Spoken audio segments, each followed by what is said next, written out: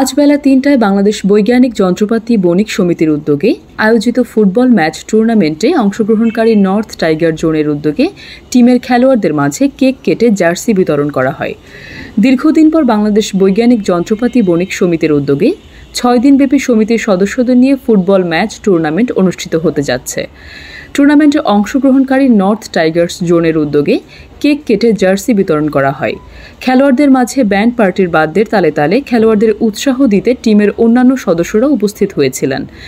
Jersey বিতরণ অনুষ্ঠানে প্রধান অতিথি হিসেবে উপস্থিত ছিলেন বাংলাদেশ বৈজ্ঞানিক যন্ত্রপাতি বণিক সমিতির সাবেক সভাপতি Nazrul Islam Selim.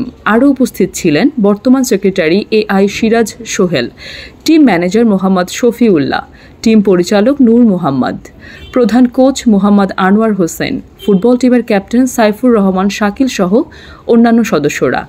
North Tigers zone টিমকে সার্বিক সহযোগিতা করছে দিদারুল।